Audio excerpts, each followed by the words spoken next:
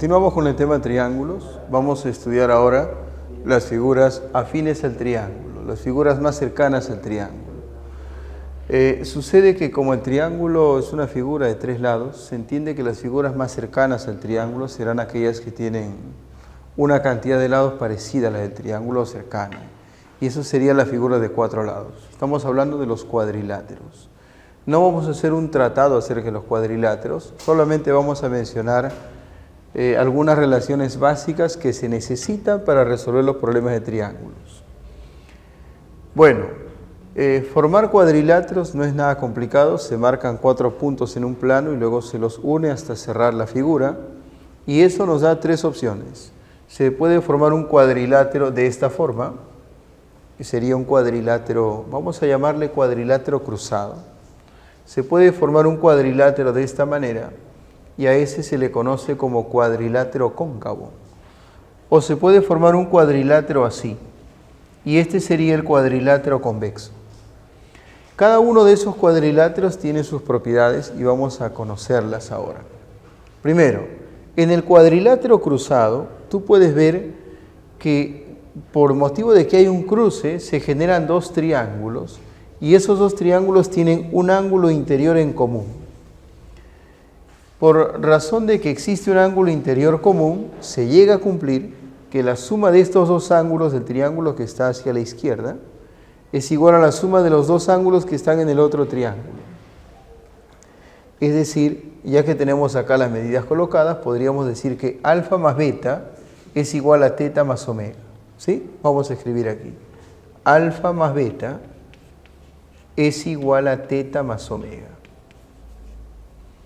En el cuadrilátero cóncavo, conocido como cóncavo precisamente porque hay una concavidad, una parte hundida, donde señala la flecha, mira. Justamente por aquí el cuadrilátero parece estar hundido, ¿no? Está hacia adentro. En esa concavidad puedes colocar una medida. Y esa medida resulta que es igual a la suma de las 3 medidas que están en el interior de ese cuadrilátero cóncavo. O sea, en otras palabras, X, la medida que está en la concavidad, es igual a la suma de estas 3. Alfa más beta más teta. Si sumas estas 3 medidas, obtienes el valor del ángulo que está en la concavidad. Muy bien. Los cuadriláteros convexos, estos, son los más parecidos al triángulo. Y son los más parecidos porque tienen ángulos interiores y cuando los lados se prolongan, aparecen los ángulos exteriores. ¿Sí? Muy bien, ¿qué se cumple con los 4 ángulos interiores de un cuadrilátero convexo? Como tú puedes ver acá, se cumple que la suma de las 4 medidas internas es 360. Alfa más beta más teta más gamma es igual a 360. Curiosamente, si uno suma las 4 medidas externas, o sea, los 4 ángulos externos, la suma de esas 4 medidas también sale 360. X más Y más Z más W es igual a 360. Las 2 propiedades finales, si observas bien, se parecen mucho. En este dibujo tengo un cuadrilátero convexo en donde observo que hay 2 medidas internas y 2 medidas externas. Y se cumple que la suma de los 2 ángulos internos es igual a la suma de los 2 ángulos externos. O sea, cuando se enfrentan 2 externos con 2 internos, como que hay un empate. La suma de los 2 internos es igual a la suma de los 2 externos. En esta figura, en esencia, hay lo mismo. Hay un cuadrilátero convexo, 2 medidas internas y 2 medidas externas. Y se cumple que la suma de los 2 ángulos internos es igual a la suma de los 2 externos. Alfa más teta es igual que Y más W. ¿Cuál es la diferencia entre estos dibujos? Si te fijas bien, los ángulos internos que se han considerado aquí, en este dibujo, o sea, alfa y gamma, están en vértices consecutivos. En cambio, en este dibujo, los ángulos internos, alfa y teta, están ubicados en vértices opuestos. Es decir, gráficamente hay una diferencia. Pero en el fondo, en esencia, la propiedad es la misma. En todo cuadrilátero convexo, la suma de dos ángulos internos es igual que la suma de dos ángulos externos. Eso es lo que se cumple en estas dos. Luego de ver esto, vamos a ver la clasificación de los triángulos. Cómo se pueden clasificar, cómo se agrupan, cómo separas a los triángulos. Se sabe que para clasificar se requiere de un criterio. Y hay varios criterios para clasificar a los triángulos y de ellos vamos a conocer dos, los más importantes. El primer criterio es este de aquí, ¿no? Vamos a utilizar como criterio para separar a los triángulos la presencia de lados de igual longitud. Es decir, cuando recibamos un triángulo, mediremos sus lados y veremos si hay lados iguales o si no los hay. Si encontramos lados iguales, el triángulo pertenecerá a un grupo, y si no hay lados iguales, el triángulo pertenecerá pues a otro grupo. Tenemos dos grandes grupos de triángulos. Los triángulos que tienen lados diferentes, o sea, donde no hay lados iguales, que son los escalenos, y los triángulos que sí tienen lados de igual longitud, que son los triángulos isósceles. Veamos un ejemplo de un triángulo escaleno, un dibujo hecho aquí. He puesto las longitudes de los lados A, B y C. Y entonces, ¿cómo podemos indicar que estos tres son diferentes? La aritmética nos regala una propiedad interesante que dice así: si un grupo de elementos son diferentes, entonces se pueden ordenar de menor a mayor. Quiere decir que si estos lados son diferentes, necesariamente hay un lado menor, un lado de tamaño intermedio y un lado mayor. Y creo que a juzgar por el dibujo, el lado menor es el que mide A, la longitud intermedia sería B y la más grande sería C. Si los colocamos así ordenados, eso es una señal inequívoca de que ellos son diferentes. Y entonces este es un triángulo escaleno, ¿sí? Muy bien, vamos por acá. ¿Cuál sería la referencia visual, la gráfica de un triángulo isósceles? Aquí la tienes, mira. Este es un triángulo donde hay lados de igual longitud. Esos lados de igual longitud son conocidos como laterales. Entonces A sería la longitud de la lateral. El tercer lado, en este caso el lado B, que aparece aquí abajo, es la base.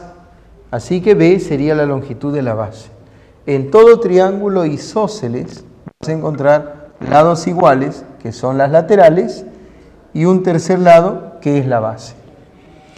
Es importante que identifiques a la base, porque en los extremos de la base, en las esquinas de la base, aquí hay dos ángulos de igual longitud.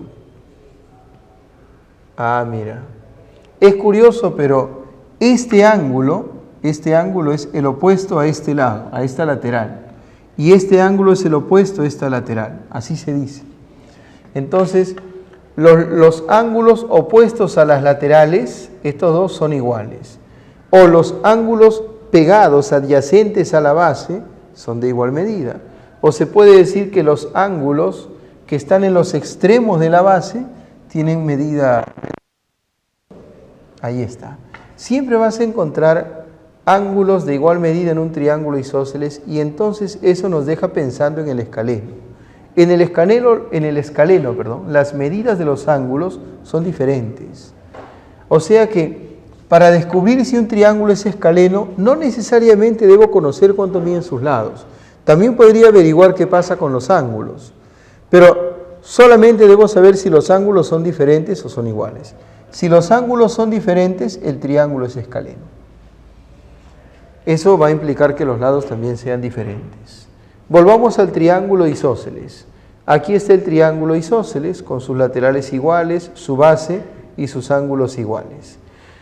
Ahora, ¿qué sucedería si la lateral es igual que la base? O sea, ¿qué pasaría si A es igual a B? Bueno, si A es igual a B estaríamos en un caso particular.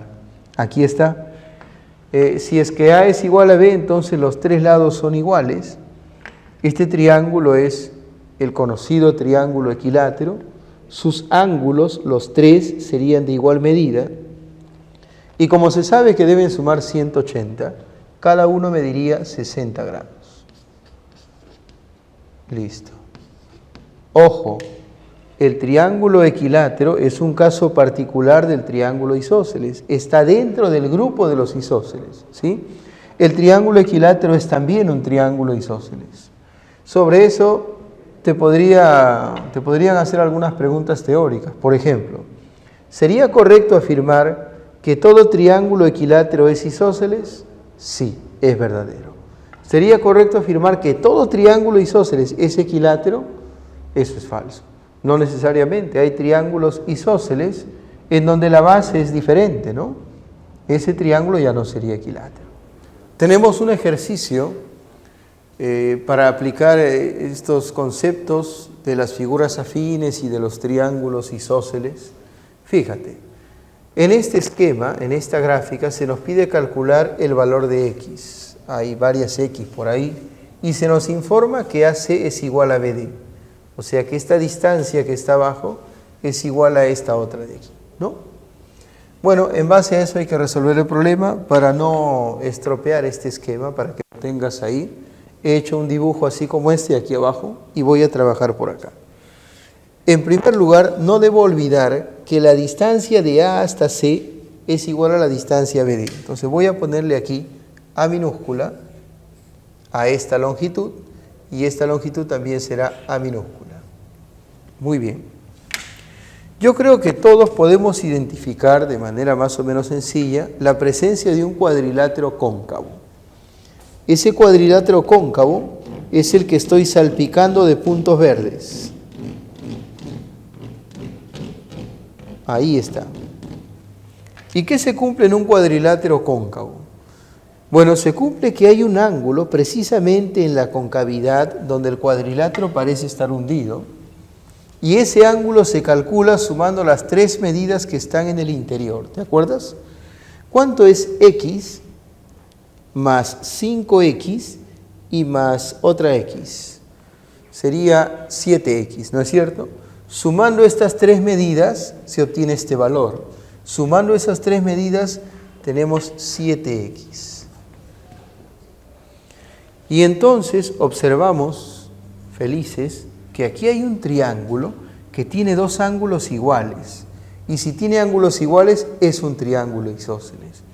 Ella sería la base, ¿no es cierto? Porque ahí están los ángulos iguales. Esta es la base y estos serían las laterales. Por lo tanto, al ser las laterales tienen que ser iguales, ¿no es cierto? A este triángulo es isósceles, ella es la base y estos lados son iguales. Entonces, tomamos esta longitud que vale A y le colocamos esa longitud también a este lado. A. Es decir, lo primero que ocurrió fue que hemos hallado esta medida. La medida del ángulo BDA resultó ser 7x.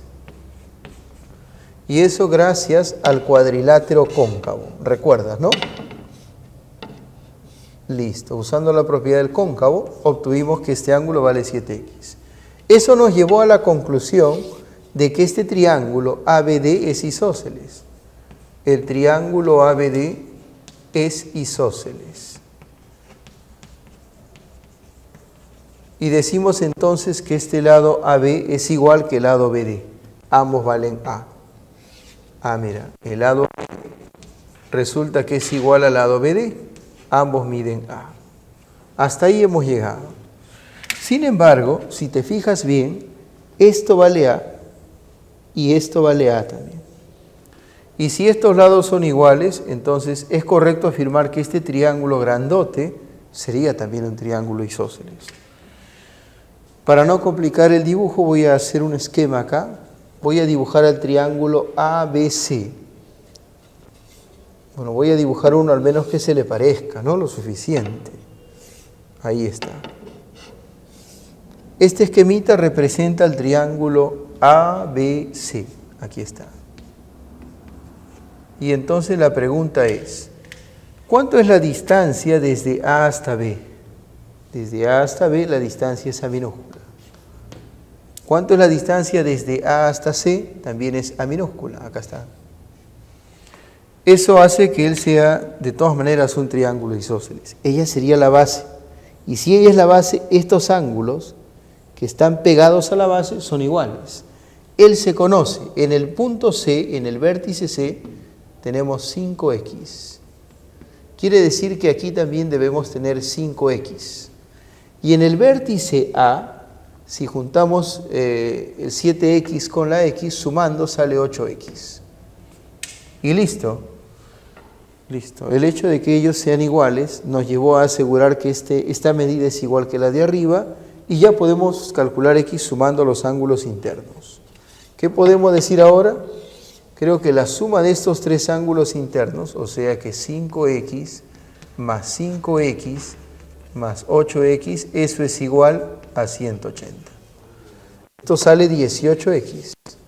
18x es igual a 180. Se sabe que el 18 va a pasar a dividir y por lo tanto concluimos que el valor de x es 10. Esa sería la respuesta de nuestro problema.